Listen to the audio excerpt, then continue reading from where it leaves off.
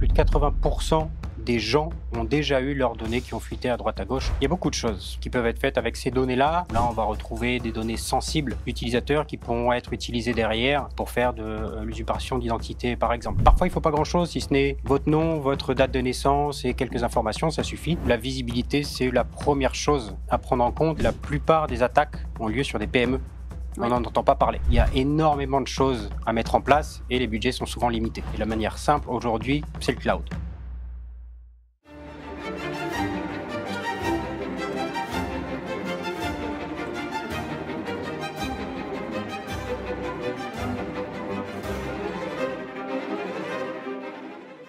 Alors bonjour Alan Camps, je suis ravie de vous recevoir sur notre émission L'Angle d'attaque. C'est l'émission Business, Cybersécurité et Stratégie de risque intermédiaire.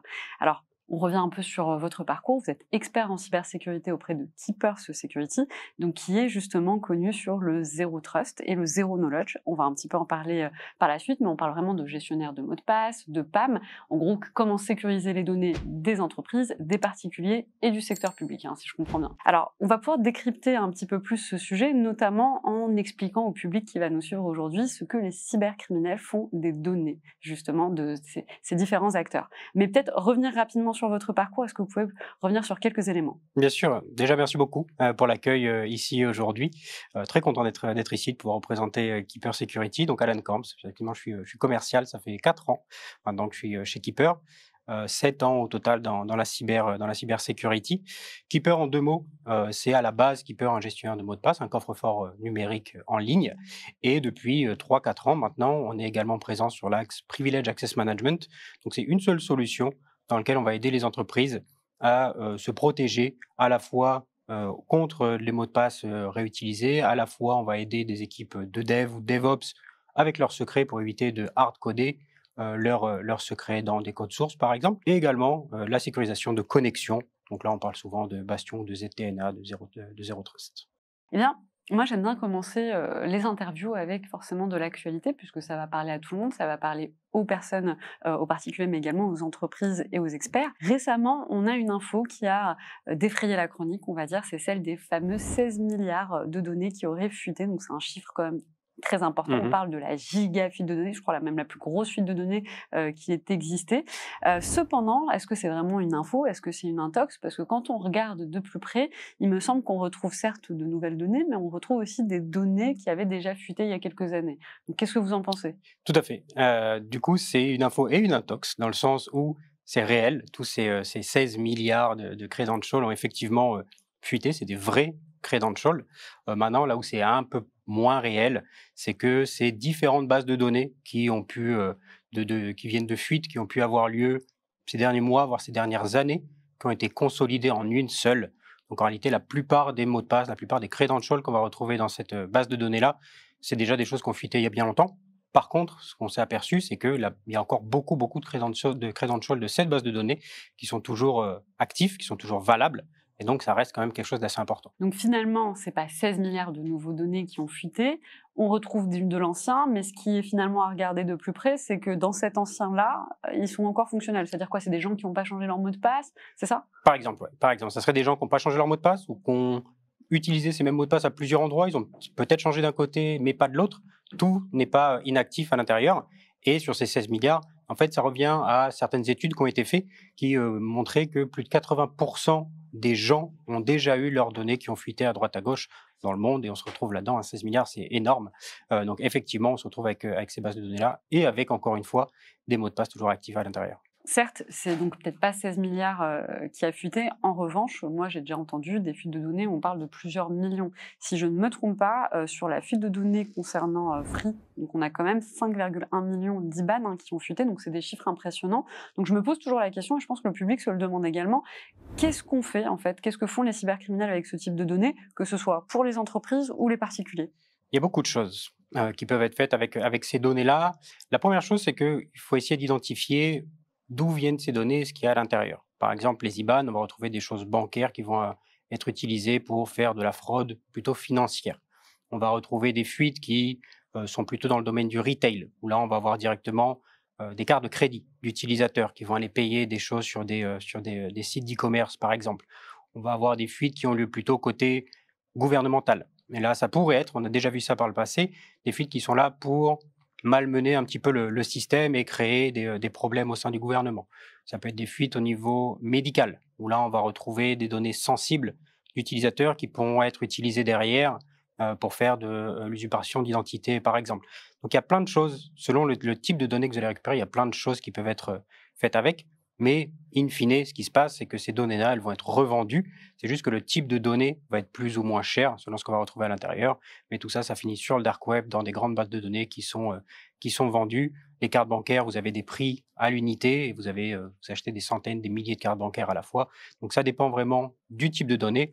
Mais le résultat, c'est qu'elles sont revendues derrière sur le dark web. Ce que je comprends, c'est que quand on a une fuite de données, c'est donc important finalement d'aller regarder qu'est-ce qui a fuité. Parce que parfois, on ne se le demande pas, on se dit « Ok, il y a eu des fuites de données, je vais changer mes mots de passe », mais c'est bien d'aller regarder le fameux mail envoyé justement par le prestataire qui nous fait la liste de ce qui a fuité. C'est ce qui va nous permettre de savoir contre quoi on devrait potentiellement se protéger. Bien sûr, bien sûr. Si on sait que c'est son adresse email qui a fuité, dans ces cas-là, il va falloir être attentif dans les jours ou les semaines qui suivent au type d'email qu'on va recevoir. Il y a de grandes chances qu'on soit ciblé par du phishing. Oui. Donc, bien faire attention aux emails qu'on reçoit. Si c'est notre carte bancaire qui a fuité, si c'est notre IBAN qui a fuité, se mettre en relation avec sa banque, les prévenir et faire le nécessaire pour éviter. Parce que une des choses les pires qui puissent arriver dans l'usurpation d'identité, c'est que derrière, qu'il y ait des crédits qui soient actés, des transferts qui soient mis en place. Derrière, c'est extrêmement compliqué pour quelqu'un de prouver que ce n'était pas lui. On se retrouve à faire des démarches de plusieurs années parfois. Oui. Donc, prendre les devants, bien être attentif à tout ça. Qu'est-ce qui a fuité? S'il y a des choses bancaires, me mettre en relation avec ma banque pour avoir des traces écrites de tout ce qui s'est passé et pouvoir derrière dire je vous ai contacté à telle date, à telle heure pour vous expliquer le problème. Ce qui m'arrive aujourd'hui, ça vient de ça. C'est vrai qu'on ne réalise pas tout ce qui peut être fait avec l'usurpation d'identité et en fait la masse administrative qui suit pour pouvoir réguler ce type de situation. J'avais vu un documentaire de cette nature-là où quelqu'un témoignait en disant « Moi, ça fait 10 ans que je me bats contre les banques, contre les assureurs, contre X ou X prestataires parce qu'ils pensent que je leur dois de l'argent, que j'ai contracté des prêts, et je dois prouver que ce n'était pas moi. » Donc, c'est vrai que c'est pas simple. D'où justement l'importance quand même de protéger ces données. Je pense que c'est pas une blague et ça, c'est quelque chose que tout le monde devrait comprendre. Et malheureusement, on ne comprend pas nécessairement tout de suite. Alors, pour revenir sur le mot de passe, c'est vrai que moi, j'en suis un peu arrivé à me poser la question qui est que on a tellement de fuites de données. Je veux dire, 2024, j'ai eu l'impression qu'il y a eu tout le monde. Hein, on a eu Free, SFR, on a eu France Travail, enfin vraiment. Les hôpitaux. Les hôpitaux, je pense qu'on peut presque même en arriver à se dire que quasiment 80% des données des Français sont dans la nature. Et donc, vient la question de se dire, OK, est-ce qu'on change les mots de passe tous les 3 matins, mais finalement, ça refuite. Alors, est-ce que ce combo identifiant mot de passe est vraiment un combo qu'on doit maintenir en l'état? L'identifiant mot de passe seul, statique, c'est, j'aime pas le terme dépassé, mais en tout cas, c'est quelque chose duquel il va falloir essayer d'évoluer et trouver autre chose. La première chose, alors certes, le mot de passe, pour le moment, ça reste la base de tout compte que vous allez créer en ligne.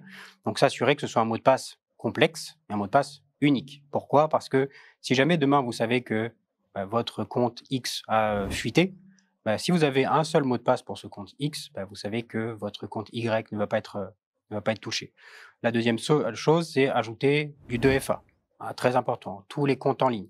C'est quelque chose dont on est assez réticent parce que c'est des étapes en plus, il faut le faire à chaque fois, il faut retrouver la bonne application sur laquelle on a mis le 2FA de telle application, etc. C'est encore une fois une chose qu'on fait dans Keeper. Dans Keeper, vous allez avoir dans votre ce qu'on appelle chez nous une entrée, vous avez une option pour ajouter du 2FA également. Donc ce sera Keeper qui va gérer votre mot de passe et qui va gérer votre 2FA. Okay. Vous pouvez le mettre au même endroit parce qu'on va vous conseiller de mettre un 2FA avec 2 devices différents à l'entrée du coffre-fort. Donc, pour pouvoir accéder à ce qui est à l'intérieur, vous aurez déjà passé cette étape-là. Mais par contre, vous n'aurez pas à chaque fois à aller chercher à droite à gauche. Alors, où est-ce que j'ai mis ça? J'ai changé de téléphone, j'ai plus l'application. Ici, tout est dans votre coffre, vous êtes connecté, ça vous met votre identifiant et votre mot de passe, ainsi que le TOTP. Alors, juste pour comprendre, pour être sûr de comprendre, ça veut dire qu'aujourd'hui, quand on parle de double authentification, on va sur le paramètre, je dis n'importe quoi, LinkedIn, Gmail de votre application, vous mettez votre numéro de téléphone et le 2FA passe par cet envoi de SMS sur votre téléphone. Et ce que vous êtes en train d'expliquer, c'est que finalement, Keepers peut jouer ce rôle, c'est ça? C'est ça. Et donc, finalement, au lieu de passer par le SMS qui passe sur le téléphone, ce sera envoyé sur le coffre-fort. Exactement. Okay. C'est le coffre-fort qui vient générer ce mot de passe-là, toutes les 30 secondes, qui vient le changer, ce code à 6 chiffres, et au moment de la connexion, qui vient injecter le code qui est actif actuellement. Et finalement, ça permet de protéger un utilisateur qui perdrait son téléphone. C'est un peu ça, si on vous perd votre téléphone. Et on m'avait parlé du SIM swapping. Exactement, oui. Exactement. Le SIM swapping, c'est quelque chose qui arrive de plus en plus. C'est ce qui permet, via de l'ingénierie sociale, à un assaillant d'appeler votre fournisseur téléphonique et de lui dire « j'ai perdu mon téléphone, avec la SIM à l'intérieur, il me faudrait une nouvelle SIM ». Tout ça, ça va s'appuyer sur une fuite de données où la personne aurait pu avoir... Parfois, il ne faut pas grand-chose, si ce n'est votre nom, votre date de naissance et quelques informations, ça suffit. On lui envoie une nouvelle SIM et c'est lui qui va recevoir le SMS avec votre code à 6 chiffres. D'accord, donc finalement, voilà, le SMS, ce n'est pas toujours la meilleure des sécurités. C'est mieux que rien du tout. C'est mieux que rien du tout. C'est toujours ça, mais c'est vrai que dans les entreprises, c'est souvent une option qui est désactivée. Et on vient plutôt pousser les utilisateurs soit vers l'application du TOTP classique, soit vers d'autres applications. On a du Duo, du RSA par exemple, qui sont des MFA professionnels. On va avoir des clés de sécurité, ce qu'on peut mettre en USB par exemple, tout ce qui fait FIDO compliant, type YubiKey par exemple. Tout ça, ça va être des alternatives sécurisées. Ok. Alors, quand je présentais justement l'entreprise au début, à l'introduction de cette émission, je parlais du fait que vous faisiez du Zero Trust. Est-ce que, déjà peut-être nous réexpliquer ce que c'est que le Zero Trust, et puis est-ce que sur le terrain, c'est vraiment une pratique qui est généralisée aujourd'hui? Le Zero Trust, alors c'est un framework, c'est une méthodologie. Ce n'est pas une technologie, le framework. Ça veut simplement dire que dans toutes les actions qu'on fait, on n'assume pas que cet utilisateur est déjà authentifié et déjà sécurisé. Donc, à chaque fois qu'il va devoir se connecter quelque part, donc je dis un utilisateur, mais ça pourrait être une machine, ça pourrait être une application. À chaque fois qu'une application doit avoir accès à un secret, par exemple, on va lui demander de se réauthentifier, de confirmer son identité. Donc ça, c'est un framework qui est adaptable à absolument tout. Est-ce que tout le monde l'utilise aujourd'hui? Non, c'est quelque chose qui arrive au fur et à mesure. C'est quelque chose qui est très poussé par, que ce soit des entreprises privées, que ce soit de la cybersécurité générale ou chez nous en France, l'ANSSI en parle beaucoup. C'est une méthodologie, je pense, qui est en train d'être adoptée par de plus en plus d'entreprises.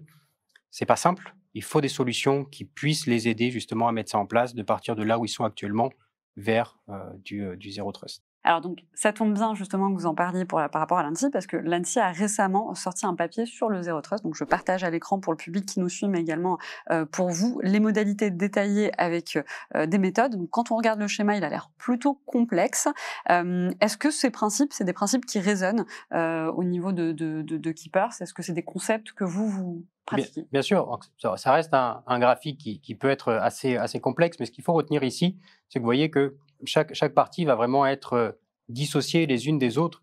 Et l'idée derrière, c'est qu'à chaque fois qu'une ressource a besoin d'accéder à une autre ressource, on va lui demander de se réauthentifier, on va lui redemander que ce soit un humain qui devrait remettre son 2FA, par exemple, pour accéder à certaines informations dans l'entreprise. Et donc, c'est cette méthodologie qui sera appliquée partout. Et est-ce que vous trouvez que ce type de schéma ou de papier, notamment comme celui fait par l'ANSSI, est utile? Bien sûr. En France, surtout, on a la chance d'avoir l'ANSSI. Et l'ANSSI est généralement le moteur de l'avancée dans la cybersécurité en France. On voit ça. L'ANSSI, ça fait plusieurs années également qu'il pousse au-delà du Zero Trust, du ZTNA, le gestionnaire de mots de passe. C'est quelque chose dont on entend de plus en plus parler. Comme je le disais au début, moi, ça fait 4 ans que je travaille chez Keeper. La différence entre l'intérêt porté au gestionnaire de mots de passe entre il y a 4 ans et aujourd'hui est déjà immense. L'ANSSI en est grandement responsable.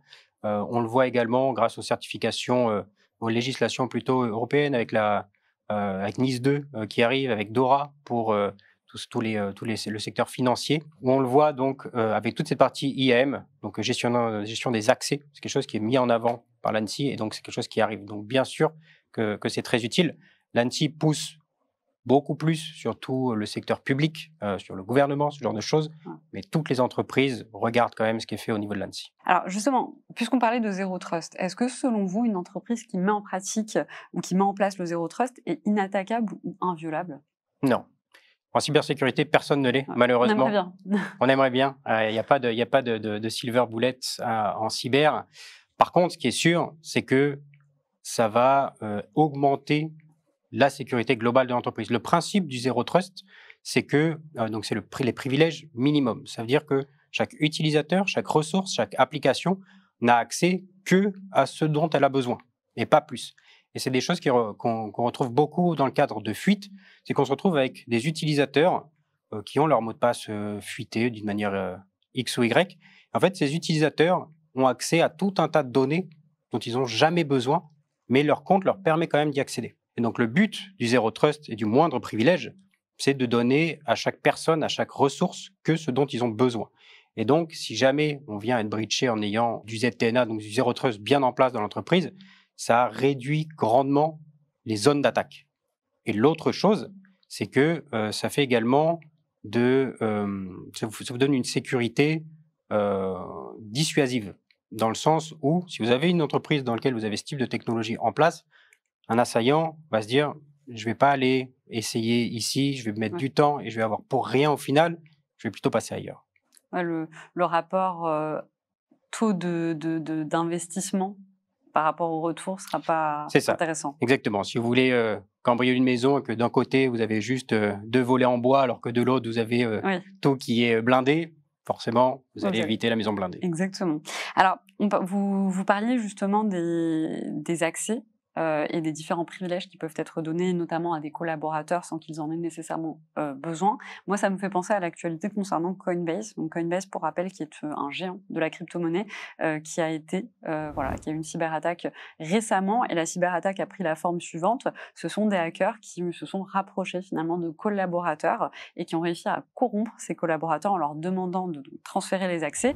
Et ils ont pu accéder en fait à des centaines de milliers de données de clients de chez Coinbase. Quand on a regardé d'un petit peu plus près cette histoire, on s'est rendu compte que ces mêmes collaborateurs, finalement, avaient accès à une partie des données dont ils n'avaient pas besoin d'avoir accès. Donc, au-delà même de la corruption, ils n'auraient jamais dû avoir accès à ces données-là.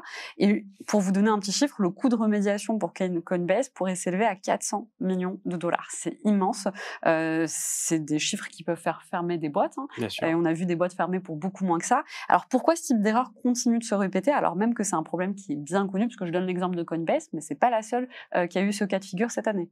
Plusieurs réponses à ça. La première chose sur laquelle je voulais revenir, c'est qu'on parle effectivement de ces grands groupes qui ont ces attaques-là.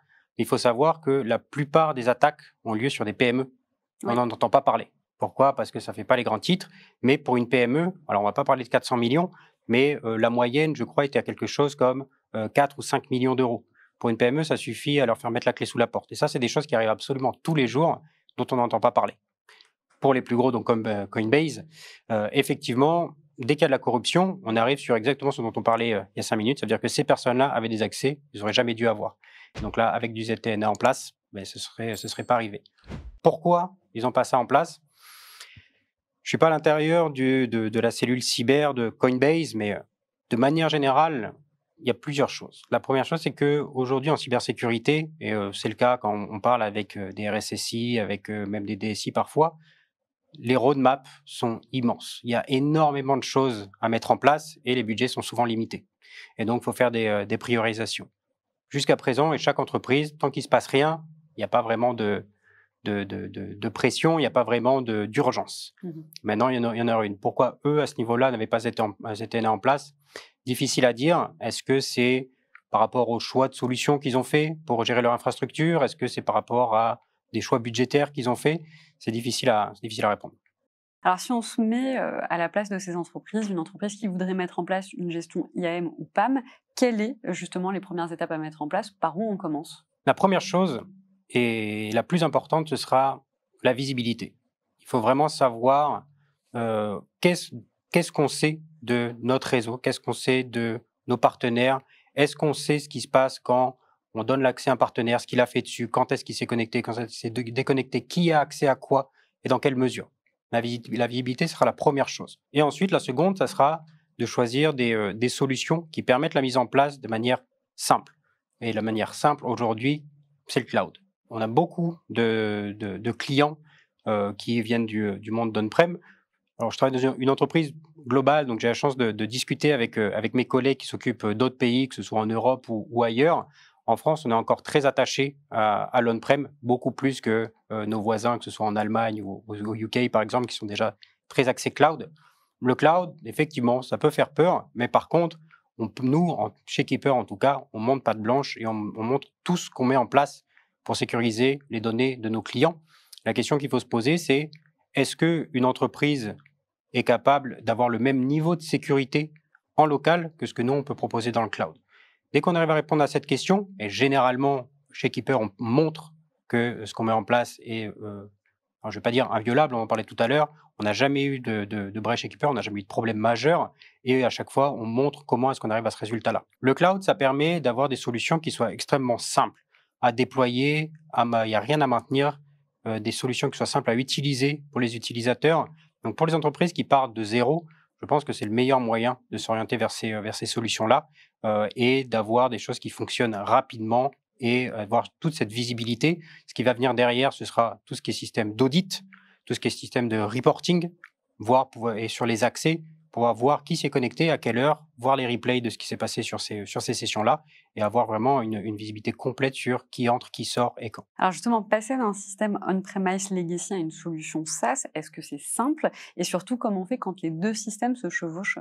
Simple, je dirais pas que c'est simple. Rien n'est simple, mais c'est largement faisable. La manière dont ça fonctionne généralement, c'est que les deux, comme vous le disiez, ça va se chevaucher pendant un petit moment, le temps qu'on puisse mettre en place la solution cloud et au fur et à mesure passer dans le cadre d'une solution PAM, par exemple, de gestionnaire de connexion, le temps qu'on passe des connexions qui sont hébergées chez l'utilisateur à mettre en place ces connexions-là dans le coffre de Keeper, par exemple. C'est des choses qui peuvent être faites rapidement.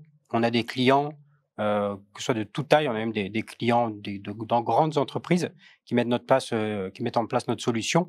Et en quelques mois, on peut passer de leur statut actuel on-prem vers la solution cloud. Mais il va y avoir justement ce temps où les deux vont exister. Chez Keeper, d'ailleurs, notre solution PAM donc, est 100% cloud. Mais on a également, pour chaque licence de PAM, on a une licence qu'on appelle Keeper Connection Manager, qui est une version on-prem de ce PAM-là, justement pour que l'utilisateur puisse avoir quand même un brise-glace avec ses connexions accessibles, même en cas de problème de connectivité ou quoi que ce soit. Donc les deux travaillent en même temps. Et justement, côté client, est-ce que parfois vous avez des craintes qui sont remontées notamment par les équipes métiers quant au temps que ça va prendre pour passer des solutions premise legacy au SaaS? Est-ce qu'ils ont peur du temps, du changement, de cette période de chevauchement? Bien sûr, c'est souvent la crainte numéro un qu'on retrouve. Comme je disais, en France, on est très on-prem et ce changement-là est assez compliqué parfois. Après, on arrive vite à les convaincre. Par exemple, on est en train de travailler en ce moment même sur plusieurs appels d'offres et on voit que dans les données qui nous sont demandées, il y a des feuilles complètes d'Excel sur le temps de déploiement, les coûts de maintenance, les coûts de support justement pour aider à tout ça. Et en fait, on répond en mettant 0 partout parce que c'est des choses qui n'existent pas dans le cloud. D'accord. Et donc, les gens qui sont focalisés sur l'on-prem, etc., ont en tête et se rappellent de la complexité que ça a été de déployer ces solutions-là. Le cloud aujourd'hui, le Cloud Keeper, c'est extrêmement simple. Notre PAM, il repose sur une Gateway Keeper Cloud qui est hébergée, qui fait que du trafic sortant. C'est extrêmement light. Et donc, en fait, quand on rentre dans ces discussions-là, on dit, mais ce ne sera pas du tout comme ça. Et on nous pose la question mais comment ça, il n'y aura pas de coût qui c'est qui va s'occuper de nous pendant l'année? Comment est-ce qu'on va s'en sortir? Et on dit, en fait, vous n'aurez pas de maintenance, il n'y a pas tous ces coûts-là. Dès qu'on leur explique, effectivement, ça aide beaucoup. Après, ça dépend également des secteurs. On a dès qu'on travaille avec, dans le secteur public, c'est vraiment très, très, très on-prem. Et le cloud fait beaucoup plus peur que dès qu'on va parler au secteur privé, et notamment dans la sphère tech, où là, ils sont habitués à tout ça et ça reste une crainte qui moindre. Pour ma dernière question, aujourd'hui, est-ce que vous pensez que les entreprises ont une visibilité suffisamment claire sur leurs actifs informationnels critiques? Non, et ça revient à ce que je disais tout à l'heure, où la visibilité, c'est la première chose à prendre en compte, et c'est celle sur laquelle il faut mettre le plus l'accent. C'est extrêmement important au quotidien pour tout ce qui est reporting, pour pouvoir travailler avec ses équipes SOC, savoir qui se connecte à quelles ressources, à quel moment, pouvoir retirer ses accès si besoin, avoir des alertes en place s'il y a des choses qui se passent mal. Notamment chez Keeper, on va sortir là dans quelques semaines, donc le temps que la vidéo sorte, ce sera sorti, de l'élévation de privilèges, qui sera justement pour gérer tout ça, d'avoir un agent sur une station utilisateur qui va pouvoir voir ce qui se passe et à faire un rapport aux admins avec toutes les actions prises. Et ensuite, l'administrateur pourra dire telle action OK, telle action non, ou alors telle action OK, mais nécessite un approval ou nécessite de remettre un 2FA. D'accord. Et donc, effectivement, je pense qu'aujourd'hui, on a encore ce manque de visibilité. Quand on parle à nos clients, c'est quelque chose qui ressort beaucoup et je pense que c'est l'élément critique, justement. Eh bien, merci beaucoup, Alan, puisqu'on arrive à la fin de cette interview. Merci également à toutes les personnes qui ont suivi cet épisode du début jusqu'à la fin. C'était l'angle d'attaque, l'émission cybersécurité, business et stratégie de Risk Intel Media. Et nous avions avec nous donc Alan Camps, qui est expert en cybersécurité chez Keeper et que vous pouvez d'ailleurs retrouver sur LinkedIn. De même pour Keeper, si vous avez envie d'aller un petit peu plus loin sur ces thématiques-là. En ce qui concerne notre vidéo, comme d'habitude, n'oubliez pas de liker, de commenter, de vous abonner. C'est ce qui nous permet de vous donner un contenu de qualité. Et je vous dis à très bientôt pour un nouvel épisode sur notre chaîne Risk Intel Media.